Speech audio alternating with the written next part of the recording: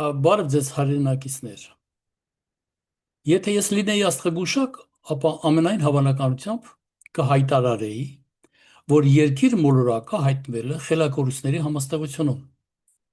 որտեղ իր ցնորությամբ առանձնապես փայլում է հայաստանյան իշխանության աստղը։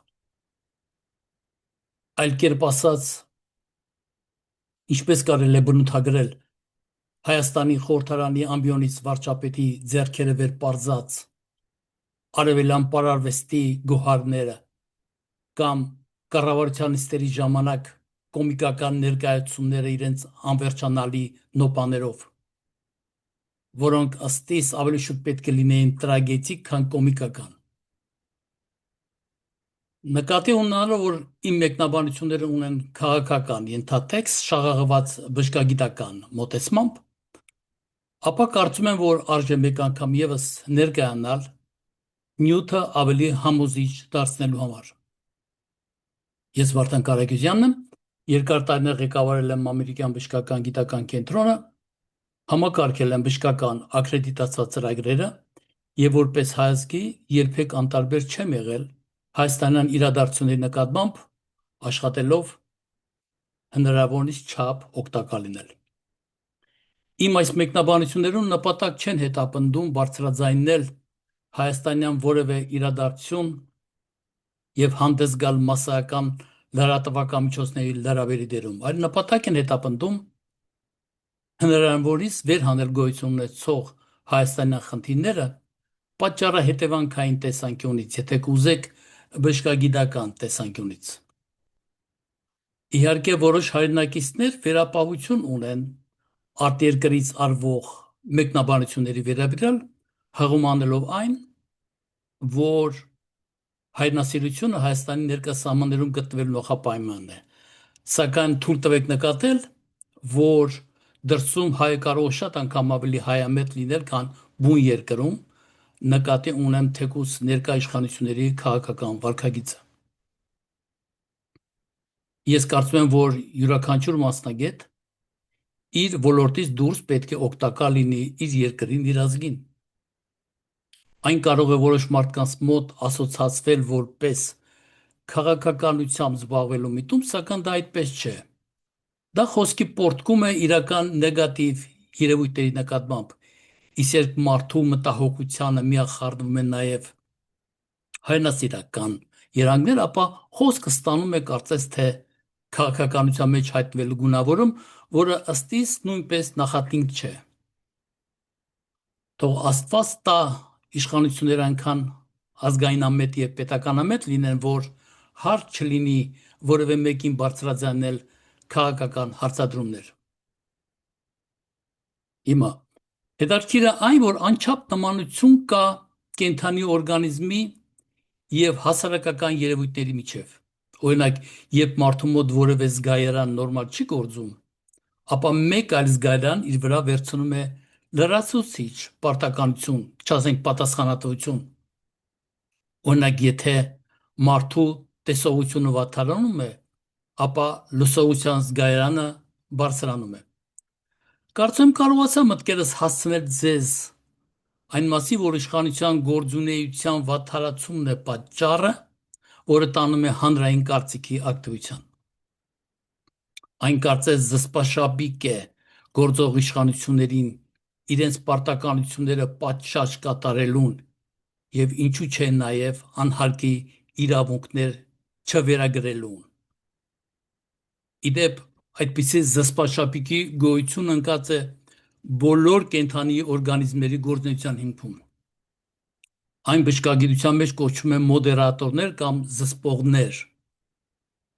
Օրինակ, սրտամկանի ինֆարկտի հետևանքով սրտի զարկերի արագացումը, որը պայմանավորված է կենտրոնական ներվային համակարգի սիմպաթետիկ հանգույցի ակտիվացմամբ, նպատակ ունի ապահովել գլուխը գնացող արյան հոսքով, իսկ երբ սրտի վիճակը կարգավորվում է, ապա վրա է հասնում ներվային համակարգի մեկ այլ հանգույց, որը կոչվում է պարասիմպաթիկ, եւ այն սրտի զարկերի քանակը նորմալացնում է։ Այդ երկու հանգույցները միմյանց նկատմամբ հակակշռող են, այլ կերպ ասած, միմյանց զսպող, կամ ասում են անտագոնիստ։ Հաճախ դուք կլսեք բուժող բժիշկից հիվանդի սիրտը հանգստանում է, սիրտը հանգստանում է, ասել կուզի սրտի արագ աշխատանքը զսպվել է, այլ կերպ վտանգը անցել է։ Քանի դեռ սիրտը չի հանգստանում, ասել կուզի արագ աշխատանքը չի զսպվել եւ դեռևս վտանգ արկա է կամ կա։ Այդպես է նաև մեր ներքնաշխարհում, որևէ հարցի վերաբերյալ մեր մոտ առաջանում են մտքերի հակասություններ, որոնց նպատակը իսկությունը գտնել եւ վերջին հաշվով պաշտպանված եւ ապահովված լինելն է։ Սա արդեն բժշկագիտության մեկ այլ բնագավառ է, որը այսօրվա մեր թեման չէ։ Ես կարծես հեռացա այսօրվա մեր մեկնաբանության թեմայից, սակայն դուք արդեն զինված եք եւ կարողանաք համադրել իմ օրինակները ներկայիս հայաստանյան քաղաքական դաշտում տեղի ունեցող իրավիճակի հետ եւ անել հետեւություններ, որովհետեւ բնագիտական եւ հասարակագիտական օրենքները նույնատիպ են։ Հայաստանյան ներկա, ես կասեի, քաոսային իրավիճակը պայմանավորված է ոչ միայն միանձնյա որոշումներ կայացնող վարչապետի գործունեությամբ կամ կամակատարների արկայությամբ, այլև զսպող մեխանիզմների բացակայությամբ, այն վերաբերում է ոչ միայն գործադիր, այլև օրենսդիր եւ դատական բոլոր մարմիններին։ Փաստացի այդ երեք հիմնաքարերը, որոնք պետական կառավարման անկախ օղակներն են, գործադիր, օրենսդիր, դատական, իրենց գործունեությամբ պետք է որ զսպեն միմյանց։ Օրինակ սահմանադրական դատարանը, որ դատական ձևաչափ ունի, կարող է չեղյալ համարել կառավարության որևէ որոշում, որը գործադիր օրգան է, կամ օրենսդիր օրգանը, որ խորհրդարանն է, կարող է որոշում կայացնել դատական որևէ մարմնի վերաբերյալ։ Այս բոլորը նորմալ է եւ նպատակը միմյանց հակաօրինական գործունեությունը զսպելն է։ Իսկ իրականում Հայաստանում զսպող մեխանիզմը բացակայում է։ Ինչու՞։ Որովհետեւ բոլոր օղակներում զբաղացրած պաշտոնները նշանակում են կառավարության ղեկավարի կամ վարչապետի կողմից։ Չի գործում միմյանց զսպելու գործառույթը։ Եվ բոլոր տեսակի անհամաձայնությունները, որոնք պետք է գտնվեն իրավական դաշտում, լուծվում են մեկ այլ հովանավորության եւ կաշառակերության հարթությունում, այլ խոսքով ծածկելով։ Հետևաբար անպատժելիությունը ծնում է ել ավելի զեղծարարություններ եւ ձեզ արդեն ծանոթ օրինակ ասում է հիվանդի սիրտը շարունակում է արագ բաբախել եւ չի հանգստանում։ Սակայն Փաշինյանը հավատացում է, որ մտահոգվելու հարկ չկա, մենք հիվանդի վրա նոր հարթուկված սավան ենք գցել։ Եթե զեղծարարությունը յուրահատուկ է շարքային քաղաքացիներին, որոնց հնարավորությունները սահմանափակ են, եւ ասենք խոստումներ են տալիս եւ պահանջում փոխհատուցում, ապա բուն կաշառակերությունը յուրահատուկ է նրանց, ովքեր ունեն ավելի լայն հնարավորություններ շրջանցել օրենքը կամ բյուրոկրատական քաշքշուկներ ստեղծել։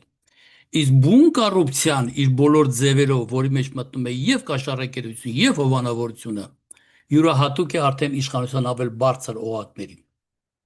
Բոլոր կայացած երկրներում այդ նեգատիվ երևույթների դեմ պայքարելու համար կան հակազդող մարմիններ, ոստիկանություն, բազմաթիվ դատաիրավական լծակներ, նույն եւ Հայաստանում, սակայն Հայաստանում գործող կոռուպցիան իր հովանավորությամբ եւ կաշառակերությամբ կարծես թե խժռել է Հայաստանում գործող ամեն տեսակի գործունեություն։ Բոլոր հարցերի լուծումները թելադրվում են իշխանական ամենաբարձր օղակներից, չասենք հենց վարչապետի կողմից։ Բարձրանանք ավելի վերև, Հայաստանի կառավարության կողմից կամ բարձր դիրքեր զբաղեցնող անձանց կողմից ենթադրող կոռուպցիան, հովանավորությունը, ֆինանսական մախինացիաները, այդ նրանք մեխանիզմները վեսկող եւ զսպաչափիկ հագնող մարմինը ո՞րն է։ Պարզվում է, որ Հանրապետության գլխավոր դատախազությունն է, ազգային անվտանգությունը կամ ներքին գործերի նախարարությունը։ Որ դատախազությունը կամ որ ծառայությունները, որոնց ղեկավարները աշխատանքի են անցել Հանրապետության կառավարության ղեկավարի կամ որ նույնն է վարչապետի կողմից, այո, Արխոսկո ինչպես կարող է ենթադրյալ կասկածյալի կարգավիճակում գտնվող, ասենք, վարչապետի նկատմամբ օբյեկտիվ հետաքննություն իրականացվի մի կառույցի կողմից, որի ղեկավարը նշանակվել է հենց իր կողմից, արդյոք ծիծաղելի չէ։ Չկա պետական ֆինանսական վատումների դեմ պայքարող մարմին, այդ կերպ նորից չկա զսպող մեխանիզմ, կամ այն չի գործում։ Այստեղ տեղին է հիշատակեն մեր մեծ բանաստեղծի Հովհաննես Թումանյանն ասույթը, որ ամանը կա, բայց ամանումը չկա։ Զսպման մեխանիզմը չի գործում ոչ միայն ներքին կառավարման որևէ օղակներում, այլև արտաքին մարտահրավերներում։ Անհետեթ խաղաղության հաստատման օրինագծերը, երբ բացակայում է լուրջ բանակաշինությունը, ասել կուզի արտաքին հարձակումներին դիմագրավելու զսպաշապիկը, երկիրը կարող է տանել գահավիժման։ Ես նախորդ մեկնաբանություններում անդրադարձել եմ առանձին անհատների հոգեհուզական հավանական հիվանդության մասին եւ նրանց ազդեցությունը Հայաստանի ներկա քաղաքական կարգավիճակի մասին։ Ամբողջացնելով իմ մեկնաբանությունը թույլ տվեք նկատել, որ հանրապետության վարչապետը իշխանությունը նույնացրել է սեփականության հետ, իսկ գործունեությունը նույնացրել է Facebook-յան օգտատերի հետ։ Կառավարությունը այդ ես եմ հայտարարություն հաստատում է իմ մեկնաբանության ճշմարիտ լինելը։